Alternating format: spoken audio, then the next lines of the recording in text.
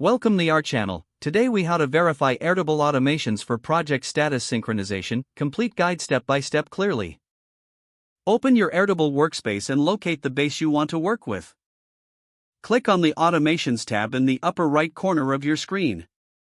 If you haven't set up an automation yet, click the Create an Automation button. Choose an automation trigger that suits your project status synchronization needs. For example, you might select the When Record is Updated trigger. Next, specify which table you want to monitor for changes. Now, set the criteria for the status that will trigger the automation. Click on Add Action to define what should happen when the trigger fires. Select the action type that corresponds with project status synchronization, such as Update Record. Choose the table where you want the project status to reflect the updates. Provide the necessary details for the action, including the record ID and the new status value. Once your automation setup is complete, press the Test button to ensure everything is working properly. Review the results of the test and check for any errors or issues that may arise. If there are errors, adjust your settings accordingly and rerun the test.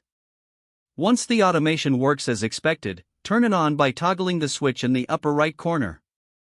To verify your automation, return to the table and make a relevant change to a record.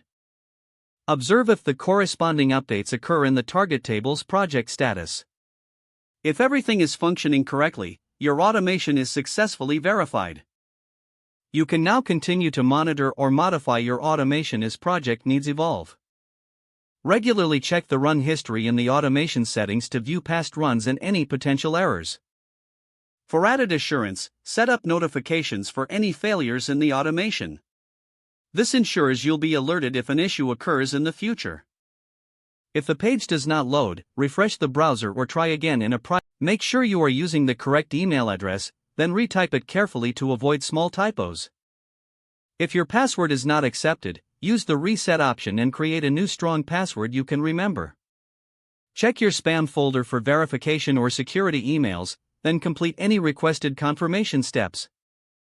Enable two-factor authentication if available to improve account security and reduce unauthorized access risk. After signing in, review your profile details so your contact information and settings are accurate. If you see an error message, note it down and try again after restarting your device and internet connection. Don't forget to like this video and subscribe to our channel for more step-by-step tech guides.